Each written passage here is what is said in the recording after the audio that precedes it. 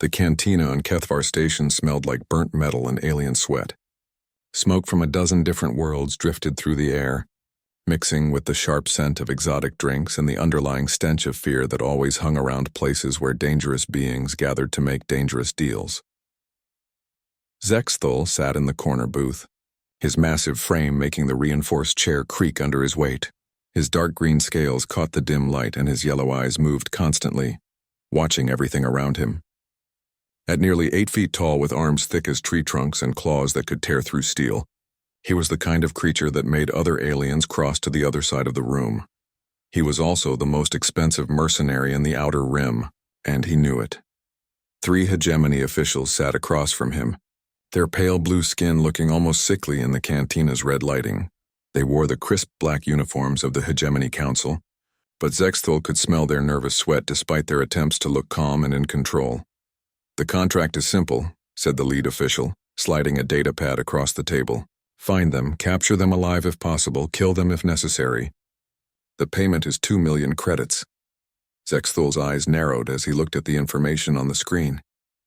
Pictures of various beings appeared, but they all looked strange to him. They had pale skin, thin bodies, and small teeth. No claws, no natural armor, no obvious weapons. They looked weak. "What species are these?" he asked, his voice a low growl that made the officials shift in their seats. "Humans," the official replied. "They destroyed our mining operation on New Terran, killed 300 workers and stole valuable equipment. They call themselves freedom fighters, but they are nothing more than terrorists." Zexthul studied the images more carefully. The creatures looked so fragile. Their limbs were thin, their skin looked soft, and they had no natural defenses he could see.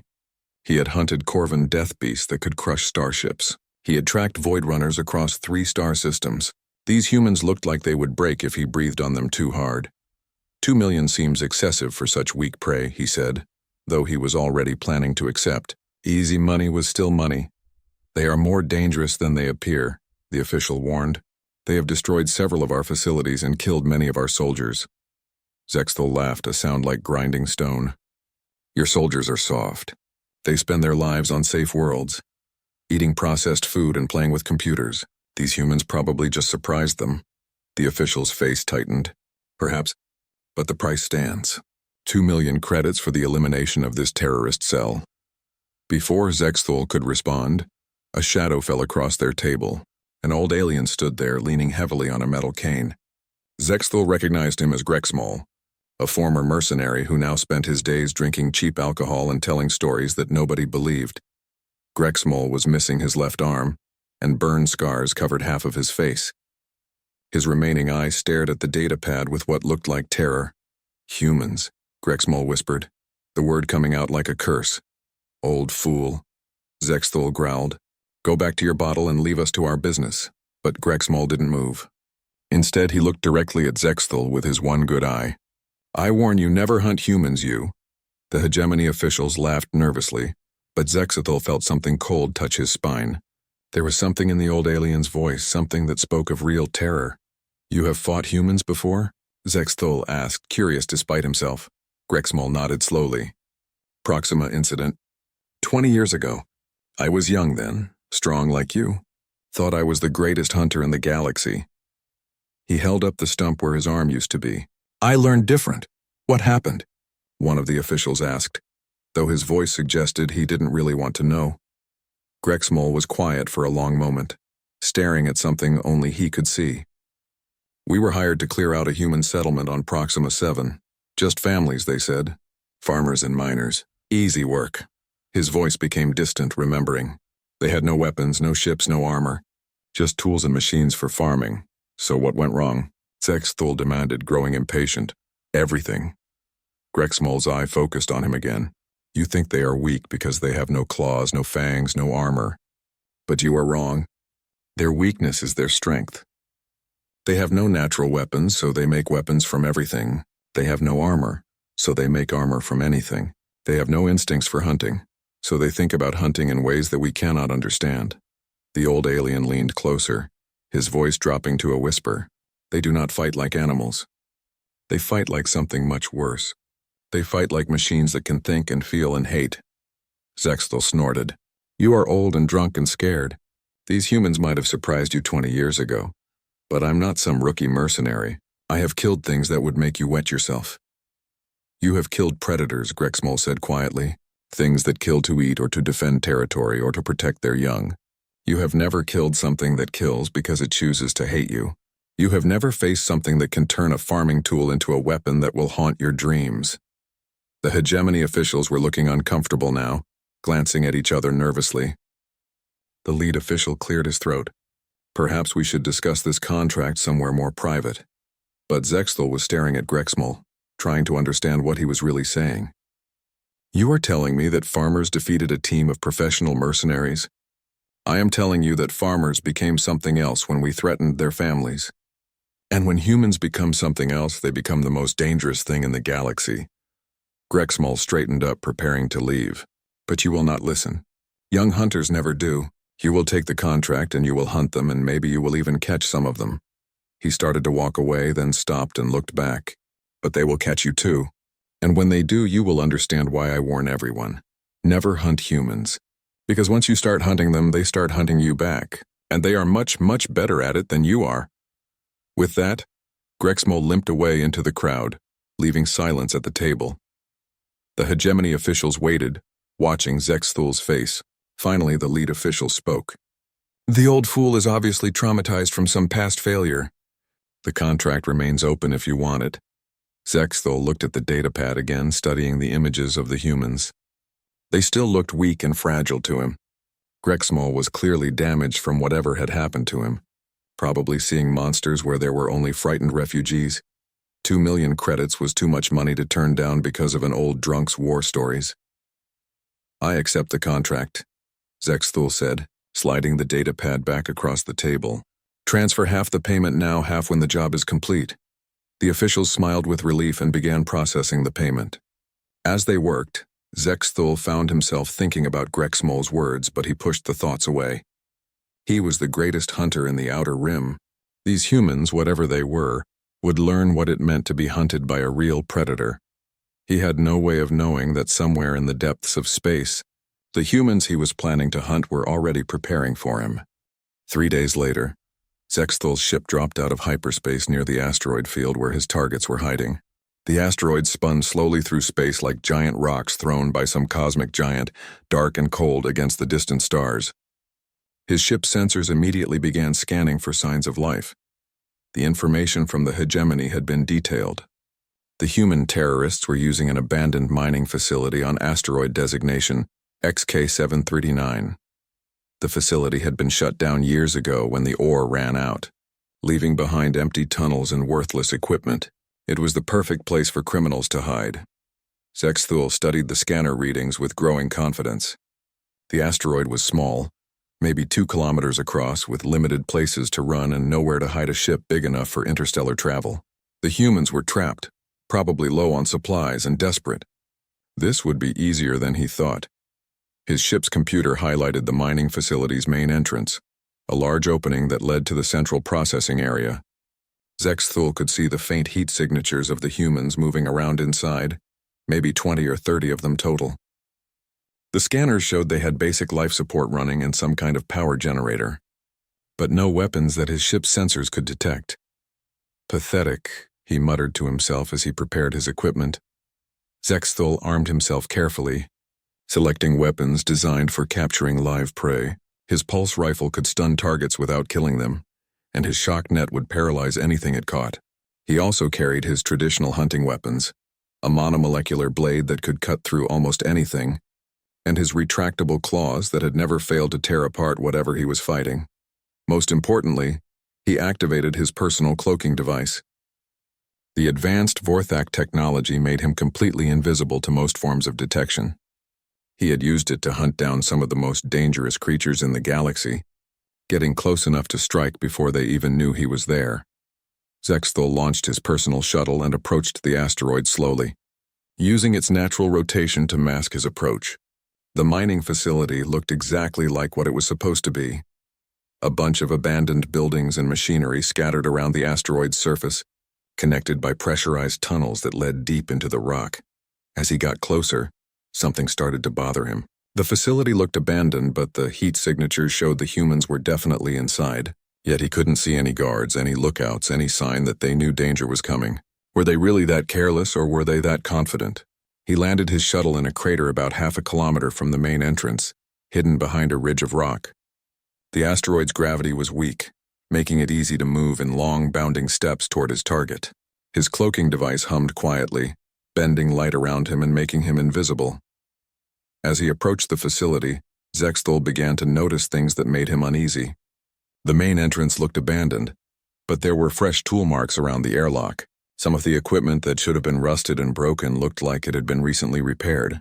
Most disturbing of all, he could see small devices attached to various structures that his scanner couldn't identify. He paused at the entrance, studying the airlock controls. They should have been simple, just basic atmosphere controls for a mining operation. Instead, he found a complex system of sensors and locks that looked like it had been heavily modified. Someone had turned a simple mining station entrance into something much more sophisticated. The first warning sign came when his scanner detected a faint electromagnetic field surrounding the entire facility. It was subtle, almost undetectable, but it was there. Someone had set up some kind of detection grid around the mining station. Zexthul hesitated.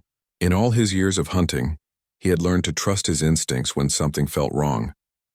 But the humans inside were just refugees with mining tools. What could they possibly do to threaten him? He activated his scanner to get a better reading on the interior of the facility, and that's when he got his second warning. The heat signatures he had detected from space were still there, but they were moving in patterns that didn't make sense. Instead of the random movement of frightened people hiding in tunnels, they were moving like soldiers on patrol. More disturbing still, his scanner was having trouble getting clear readings from some sections of the facility. Something was interfering with his sensors, creating dead zones where he couldn't see what was happening. Zexthul forced himself to stay calm. He was the greatest hunter in the Outer Rim. He had faced worse odds than this. These were just humans with mining equipment. Even if they had made some crude modifications to their hiding place, they were still weak creatures with no natural weapons and no real training. He approached the airlock and began working on the controls.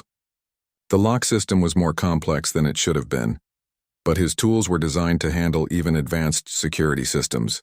After several minutes, he managed to override the controls and open the outer door. The moment the door opened, alarms began blaring throughout the facility.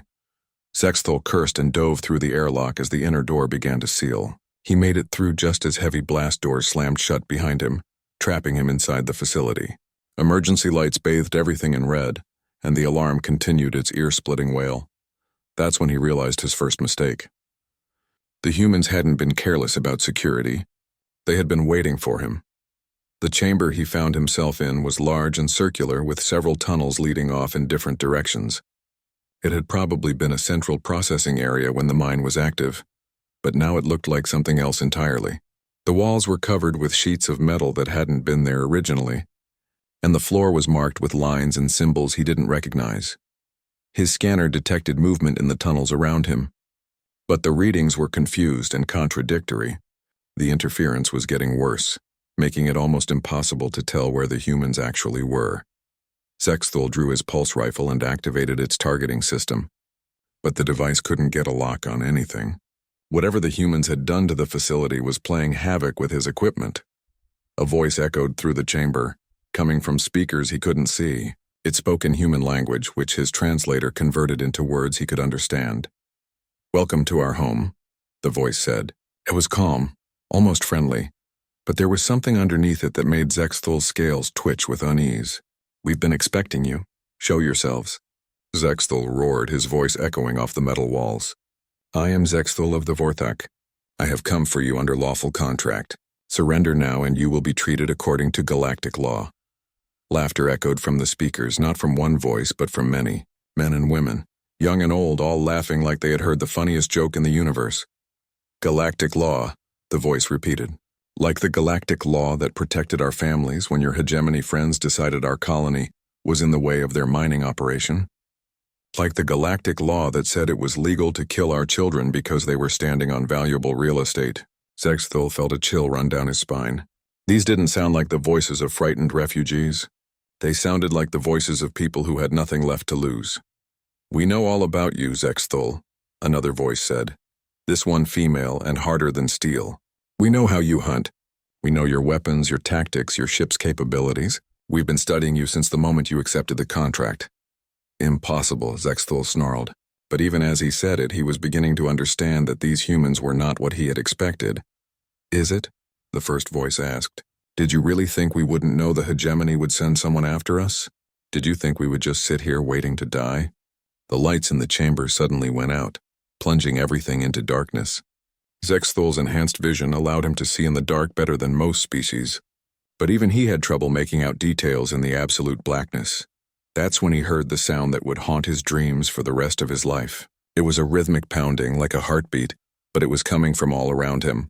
The humans were striking the metal walls of the tunnels in unison, creating a sound that echoed and multiplied until it filled the entire facility. It was the sound of a war drum, and Zexthul realized with growing horror that the hunt had already begun. But he wasn't the hunter anymore. The drumming stopped as suddenly as it had started, leaving Zexthul standing in the absolute darkness of the mining facility. His enhanced hearing picked up small sounds around him. The whisper of air through ventilation systems, the distant hum of machinery, and something else. Footsteps. Quiet, careful footsteps moving through the tunnels around him. Zexthul activated his helmet's night vision and swept his pulse rifle across the chamber. The green glow of his targeting system painted everything in an eerie light. But he still couldn't see any humans. They were there, though. He could smell them, the sharp scent of human sweat mixed with metal and explosives. A soft clinking sound came from one of the tunnels, like metal touching stone. Zexthul spun toward it but saw nothing. Then another sound came from behind him and another from his left. The humans were moving through the tunnels, but they were staying just out of sight. Clever little creatures, he muttered, trying to convince himself he was still in control. But you cannot hide forever. He chose the largest tunnel and began moving forward, his weapon ready. The tunnel had been carved out of solid rock, reinforced with metal supports that disappeared into the darkness ahead. His footsteps echoed despite his attempts to move quietly, and he realized the humans had deliberately modified the acoustics to make stealth impossible. After 50 meters, the tunnel opened into another chamber. This one was smaller than the first, with mining equipment scattered around the edges. His scanner detected movement again, but when he turned toward it, there was nothing there. That's when he stepped on the first trap. The floor beneath his feet gave way with a grinding crash, and Zexthul plunged into a pit that shouldn't have existed. He hit the bottom hard, his armor absorbing most of the impact, but the fall still stunned him. As he struggled to get back to his feet, he realized the pit wasn't empty. Sharp metal spikes jutted up from the bottom, arranged so that anything falling into the pit would be impaled. Zexthul had only avoided them because his reflexes had twisted his body during the fall. The spikes weren't random pieces of scrap either. They had been carefully shaped and positioned by someone who understood exactly how a Vorthak would fall. Mining charges. A voice called down from above. We had plenty of them. Did you know that the same explosives used to break up rockwork really well for making pit traps? We've been busy while waiting for you. Zexthul looked up and saw a human face peering down at him from the edge of the pit. It was a male with dark hair and pale skin, wearing clothes made from mining gear. But what caught Zexthul's attention were the man's eyes. They were cold and calculating, like those of a predator studying its prey. You will regret this, Zexthul snarled as he began climbing out of the pit. His claws gave him purchase on the rock walls, and his strength allowed him to pull himself up despite the awkward angle. Will we? The human asked, watching him climb with interest rather than fear. You know, we've been wondering about that. How exactly are you going to make us regret anything when you're the one trapped down here with us? Zexthul hauled himself over the edge of the pit and immediately brought his rifle up, but the human was already gone, disappeared into the shadows like he had never been there at all. The next trap came 20 meters later. Zexthul was being more careful now, scanning the floor and walls for signs of modification, but the humans had been cleverer than he expected. The ceiling above him had been weakened with precisely placed charges, and when he stepped on a hidden pressure plate, tons of rock came crashing down. Zexthul dove forward, his enhanced reflexes saving him from being crushed, but the rockfall blocked the tunnel behind him. He was being herded deeper into the facility, exactly where the humans wanted him to go. Your species is supposed to be excellent hunters, a female voice called from somewhere in the darkness ahead. But you're not really hunting, are you? You're just walking into our traps like a dumb animal. Zexthul roared in frustration and fired his pulse rifle toward the sound, but the energy blasts just lit up empty tunnel walls. The humans were using the facility's acoustics to throw their voices, making it impossible to locate them by sound alone. As he continued forward, the traps became more sophisticated. Pressure plates triggered swinging hammers made from mining equipment. Hidden cables released nets that would have entangled a less agile creature. Gas vents filled sections of tunnel with the acidic fumes from mining operations, forcing him to use his armor's air filtration system. Each trap was perfectly designed to exploit what the humans had learned about Vorthak physiology and hunting behavior. They knew he would be strong enough to break through most barriers, so they didn't try to stop him directly. Instead, they channeled his movement, forced him to waste energy, and made him reveal his position with each escape. Worst of all, the traps were clearly improvised from mining equipment and scrap metal. These humans had turned their prison into a weapon using nothing but tools meant for digging rock and processing ore. The level of creative engineering required was beyond anything Zexthul had seen from a supposedly primitive species. How? He demanded, speaking to the empty air as he carefully stepped over another pressure plate. How did you learn so much about my species? Hegemony databases are surprisingly easy to hack when you have the right motivation, a voice answered from speakers hidden in the walls. Did you know they keep detailed files on every species they hire as mercenaries? Physical capabilities, psychological profiles, preferred hunting methods, weaknesses. Very thorough. Zexthul felt his confidence cracking. The humans hadn't just been hiding in this facility. They had been preparing for him specifically, studying him like he was some kind of laboratory specimen. We know you're used to hunting creatures that rely on instinct, another voice added. Animals that react predictably when cornered. But we're not animals, Zexthul. We're something much more dangerous. We're animals that learned how to think. The next chamber was larger than the others, with multiple levels connected by metal catwalks and ladders. Mining equipment hung from the ceiling like mechanical stalactites, and the walls were lined with control panels that flickered with electronic displays. Zexthul entered cautiously, his weapon sweeping back and forth across the room. This felt different from the previous traps. This felt like a place where something important was going to happen. Welcome to the main processing center, a voice announced, echoing from speakers throughout the chamber. This is where we used to turn raw ore into refined metal. Now it's where we're going to turn a confident hunter into a very scared alien. The lights in the chamber began coming on one by one, revealing the full scope of what the humans had built. The entire facility had been turned into a three-dimensional maze of obstacles, traps, and defensive positions.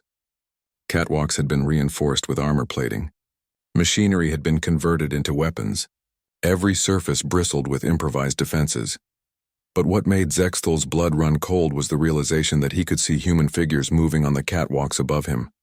Not hiding in shadows or staying out of sight, but moving openly where he could see them. They weren't afraid of him anymore.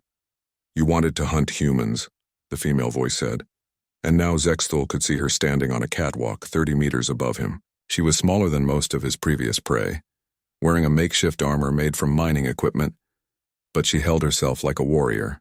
Congratulations. You found us. More humans appeared on the other catwalks, maybe a dozen of them. They carried weapons made from mining tools. Metal cutters turned into swords, plasma torches modified into rifles, explosive charges attached to throwing spears. Everything about them screamed danger to Zexthul's predator instincts. Now, the woman continued, raising what looked like a mining charge modified with a proximity fuse. Let us show you what happens when the prey decides to hunt back. The humans attacked all at once, not with the desperate fury of cornered animals, but with the coordinated precision of a military unit. Explosions erupted around Zexthul as mining charges detonated in carefully planned sequence. Plasma fire rained down from the catwalks above. The entire chamber became a symphony of destruction, orchestrated by creatures who had learned to turn their environment into a weapon. For the first time in his life, Zexthul found himself fighting not to win but simply to survive. And as he dove for cover behind a piece of mining equipment, he finally understood what Grexamol had tried to warn him about. Humans didn't just fight. They adapted. And once they adapted to you, you were no longer the hunter, you were the prey. Zexthul crouched behind the twisted remains of what had once been an ore processor. trying to catch his breath while explosions echoed around him. His armor was scorched and dented, and green blood seeped from a dozen small wounds where shrapnel had found gaps in his protection. The humans had been attacking him for over an hour, and he was beginning to understand that this wasn't just random violence. They were wearing him down systematically. The plasma fire stopped suddenly, leaving an eerie silence in the processing chamber. Zexthul waited, his pulse rifle ready, but no more attacks came. Instead, he heard something that chilled him more than any weapon could have. Singing. Human voices, maybe 20 or 30 of them, singing in harmony. The melody was strange and haunting, unlike anything in his experience. His translator told him the words were in an ancient human language, something about battle and death and glory, but it was the tone that made his scales twitch with unease. It wasn't the song of frightened refugees. It was the song of warriors preparing for war. Do you know what that song is, Zexthul? The female voice came from somewhere above him, but he couldn't pinpoint the location. The humans had learned to use the chamber's acoustics to mask their positions. I do not care about your primitive music, he snarled, though his voice cracked slightly. It's called a battle hymn, she continued, ignoring his bravado. Humans have been singing them for thousands of years, ever since we first learned to fight wars. This particular one is about soldiers who died defending their families from invaders. The singing grew louder, more voices joining in until the entire facility seemed to echo with the sound. Zexthul found himself thinking about stories he had heard of human military units, how they would sing before going into battle. He had always assumed it was just primitive superstition, but now he was beginning to understand it differently. They weren't singing because they were primitive. They were singing because they weren't afraid to die. We've been learning about you, Zexthul, another voice said, this one male and coming from a different direction, not just your species but you specifically. Did you know the hegemony keeps detailed records of all their contractors? Very detailed records. Zexthul's stomach dropped. What do you mean? We know about your hunting methods, how you prefer to stalk your prey from a distance before moving in for a quick kill. We know about your previous contracts, the Corvin death beasts, the void runners, all those dangerous creatures you've killed over the years. The female voice took over again. But we also know about your failures, the jobs you couldn't complete, the prey that got away. And we know why they got away. You know nothing, Zexthul growled. But there was less conviction in his voice now. The Andorian rebels on Kepler Station. You spent 3 weeks tracking them before giving up the contract. Why? Because they had time to prepare. Because they turned their environment into a weapon. The voice paused, just like we have. Zexthul tried to move to a new position, but as soon as he left cover, plasma fire erupted from multiple directions. The humans had positioned themselves perfectly to cover every angle, and their weapons were more accurate than they should have been. He was forced back behind the ore processor, trapped in an increasingly small space. The Zephyrian pirates in the outer nebula. The male voice continued the litany of his failures. You abandoned that contract too, didn't you? Because they had learned to work together, because they had turned hunting from an individual activity into a group effort. More plasma fire forced Zexthul to duck lower. His armor was holding up, but the constant bombardment was heating the metal to dangerous levels. Soon he would have to choose between removing the armor and risking direct hits, or keeping it on and slowly cooking inside it. And then there was the incident on Proxima 7, the female voice said, and Zexthul's blood went cold. 20 years ago, you were part of that operation, weren't you? One of the mercenaries hired to clear out the human settlement. Impossible, Zexthul whispered. All records of that operation were classified. Hegemony security isn't as good as they think it is, she replied, especially when you're fighting people who have nothing left to lose and all the time in the world to plan. The singing stopped abruptly, leaving a silence that felt more ominous than any explosion. Zexthul realized he could hear his own breathing, harsh and rapid, echoing off the metal walls around him. When had he started breathing so hard? You want to know what really happened on Proxima 7? The voice continued. Your friend Grexmol wasn't lying when he warned you. The mercenaries thought they were attacking helpless farmers, but those farmers had families to protect, and humans will do anything to protect their families. Images began appearing on the screens. Throughout the chamber, security footage from the attack on Proxima 7. Zexthul watched in growing horror as he saw himself 20 years younger, leading a team of mercenaries against a human settlement. But as the footage continued, he saw how quickly the situation had changed. The humans hadn't fought like helpless civilians. They had fought like cornered animals that had learned to use tools. Farming equipment became weapons. Irrigation systems became traps. Storage buildings became fortresses. And when the mercenaries thought they had won, the humans had triggered explosives that brought down half the settlement, taking most of the attacking force with them. 12 mercenaries went to Proxima 7, the female voice said quietly. Only 3 came back. And of those 3, only Grexmol was willing to warn others about what humans are really capable of when you threaten their families. Zexthul stared at the screens, watching his younger self fleeing from the collapsing settlement. He had tried to forget about Proxima 7, to bury the memory of the first time he had ever retreated from a hunt. But now it was all coming back, and he was beginning to understand what the humans were really telling him. This facility was our home, another voice said, and Zexthul realized more humans were speaking now, taking turns to tell their story. We had families here, children. We built a life on this asteroid, mining ore and sending it back to support the colonies. Until the hegemony decided our asteroid had strategic value, another voice continued. Until they decided our families were in the way of their expansion plans. They came with warships and soldiers, a third voice added. They said we were illegal squatters. They said we had to leave or be removed by force. We tried to negotiate, the female voice said. We tried to find a peaceful solution. We offered to share the asteroid, to work as contractors for the hegemony, anything to avoid violence. The screens around the chamber began showing new images, pictures of human families, children playing in the corridors of the mining facility, people working together to build a life in the harsh environment of space. It looked peaceful, normal, safe. But the hegemony didn't want to negotiate, the female voice continued, and now Zexthul could hear the pain in it. They wanted us gone, so they sent their soldiers to make us gone. The images changed again, showing the attack on the facility. Hegemony troops storming through the corridors, civilians running for shelter, children crying as their parents tried to protect them. Zexthul watched families being torn apart, saw the terror in human faces as they realized they were going to die.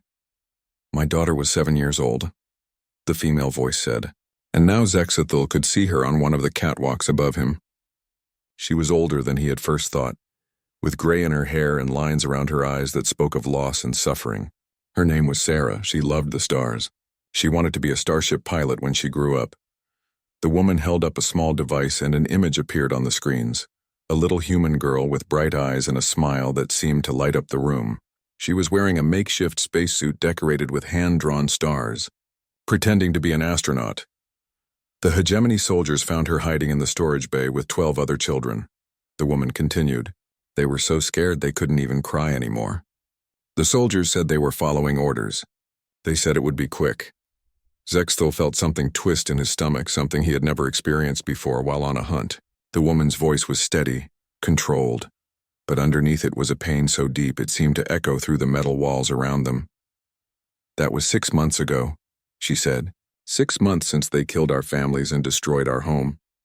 6 months since they turned us from peaceful miners into the kind of people who spend their time building traps and making weapons.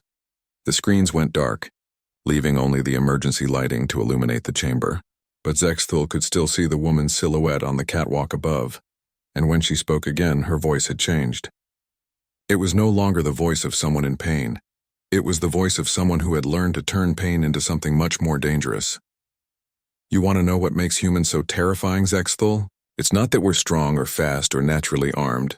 It's that we remember. We remember every injustice, every loss, every moment when someone we loved was taken from us. And we use those memories to fuel something that your species has never truly understood. What? Zexthul whispered, though he was beginning to suspect he already knew the answer. The chamber fell silent except for the distant hum of machinery and Zexthul's labored breathing. His armor was failing, the cooling systems overwhelmed by the constant plasma bombardment. Sweat mixed with blood on his scales, and for the first time in his career as a hunter, he could smell his own fear. The humans had stopped shooting, but they hadn't disappeared. He could see their silhouettes moving on the catwalks above, patient and purposeful. They weren't hiding anymore because they didn't need to. They had already won, and everyone in the chamber knew it. "You're wondering why we stopped shooting," the woman said from her position overhead. In the dim emergency lighting, Zexthul could barely make out her face, but her voice carried clearly through the modified acoustics of the chamber. "You're wondering if this is your chance to escape." Zexthul didn't answer, but his eyes were already scanning for exits. The tunnel he had entered through was blocked by rubble. There were other passages leading out of the chamber, but they were all covered by human weapons. Even with his enhanced speed and strength, he would never make it to safety before they cut him down. "The answer is no," another voice said, this one male and coming from a different catwalk. "This isn't your chance to escape. This is your chance to learn." "Learn what?" Zexthul snarled, though his voice lacked its usual menace. "Learn what Grexmol tried to teach you back on Kethavar Station," the woman replied. "Learn why you should never hunt humans." The lights in the chamber began to brighten, revealing the full scope of what the humans had built. Every surface was covered with improvised weapons and defensive systems. Mining charges had been converted into proximity bombs. Plasma cutters had been modified into sniper rifles. Even the ore processing equipment had been turned into weapons of war. But what caught Zexthul's attention were the bodies. Human bodies, dozens of them, laid out in neat rows along one wall of the chamber. Men, women, children, all wearing the simple clothes of miners and colonists, all bearing the distinctive burn marks of hegemony energy weapons. "These are our families," the woman said quietly. "The people the hegemony killed when they decided our asteroid was worth more than our lives. We've been carrying them with us ever since because we wanted them to see what happened to the people who murdered them." Zexthul stared at the bodies, feeling something cold settle in his stomach. In all his years of hunting, he had never fought prey that carried their dead with them. The psychological impact was devastating. These humans weren't just fighting for survival. They were fighting for the memory of people who couldn't fight anymore. "You want to know what makes humans dangerous?" another voice asked, this one younger, maybe a teenager. "It's not our weapons or our tools or our ability to adapt. It's that we refuse to forget. Every human who dies becomes a reason for the living ones to fight harder." "That's impossible," Zexthul said, but his voice was barely a whisper. "No species can sustain that level of emotional intensity. You would burn yourselves out with hatred." "You would think so," the woman agreed. "But you're wrong about what drives us. It's not hatred, Zexthul. Hatred is just anger without purpose. What drives us is something much more focused than that." She paused, and when she continued, her voice had taken on an almost conversational tone, as if she were explaining something simple to a child. "Love," she said. "We fight because we love the people we lost, and we refuse to let their deaths be meaningless. We fight because we love each other, and we won't let anyone else suffer what we've suffered. And we fight because we love the idea that somewhere in this galaxy, there might be other families who won't have to go through what we went through." Zexthul felt his worldview cracking. Throughout his career, he had hunted creatures driven by survival instinct, territorial aggression, or simple predatory hunger. Those were motivations he could understand, predict, and exploit. But love was something that made prey unpredictable, something that made them capable of impossible sacrifices. "You're insane," he said, though even he didn't believe it anymore. "Maybe," the woman acknowledged, "but we're functional insane. We're organized insane. We're the kind of insane that spends 6 months turning a mining facility into a death trap, specifically designed to kill one particular alien mercenary." The screens around the chamber lit up again, but this time they showed technical diagrams, detailed schematics of Vorthek physiology, behavioral analysis, psychological profiles. The humans had studied him more thoroughly than any creature he had ever hunted. "We know you're running out of air," another voice said. "Your armor's life support system wasn't designed for extended combat in a hostile environment. We estimate you have maybe 20 minutes before you start to suffocate. We know your weapon is almost out of power," a third voice added. "Continuous firing for over an hour has drained the energy cells. You might have enough charge left for a few more shots." "And we know you're scared," the woman said, and this time there was something almost gentle in her voice. "For the first time in your life, you're the one being hunted and you don't know how to handle it." Zexthul wanted to deny it, but the words wouldn't come. Everything they had said was true. His armor was failing, his weapon was dying, and he was more frightened than he had ever been in his life. The humans had systematically stripped away every advantage he had ever relied on, reducing him from an apex predator to cornered prey. "So here's what's going to happen," the woman continued.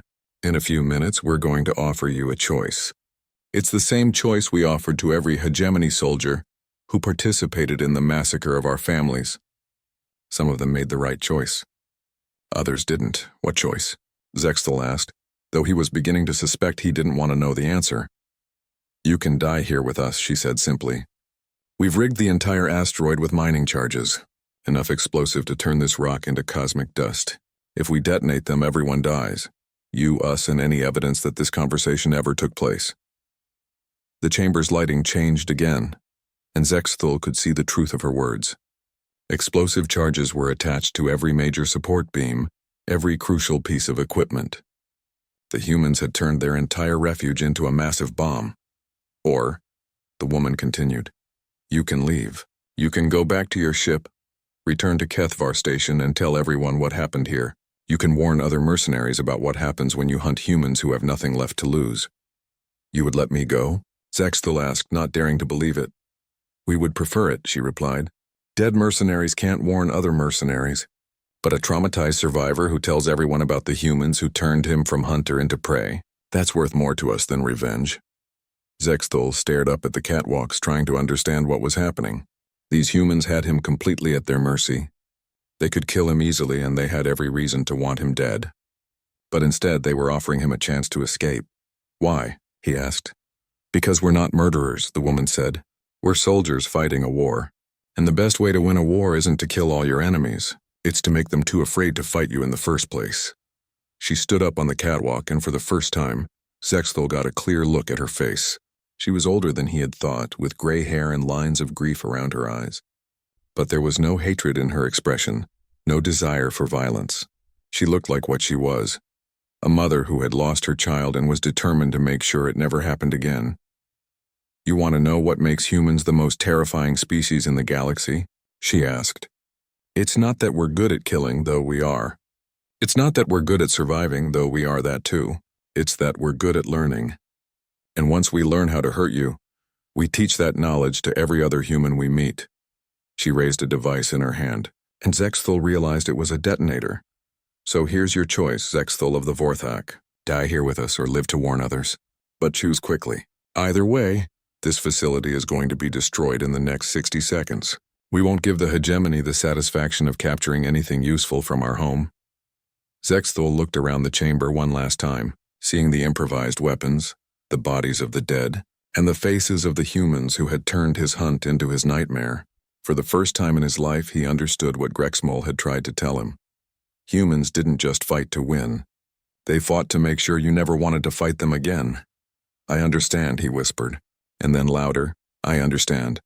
Without another word, Zexthal turned and ran for the nearest exit tunnel, his enhanced speed carrying him through the facility faster than he had ever moved before. Behind him, he could hear the woman's voice one last time echoing through the speakers. Remember this day, Zexthal. Remember what happens when you hunt humans. And when you get back to Kethvar Station, I want you to tell everyone exactly what you learned here. The explosion came just as he reached his shuttle, a brilliant flash that turned the asteroid into a brief new star in the darkness of space. Zexthal's ship was buffeted by debris as he fled the system, but he barely noticed. All he could think about was the woman's final words and the choice she had given him. 3 days later, Zexthal sat in the same cantina on Kethvar Station where he had first accepted the contract.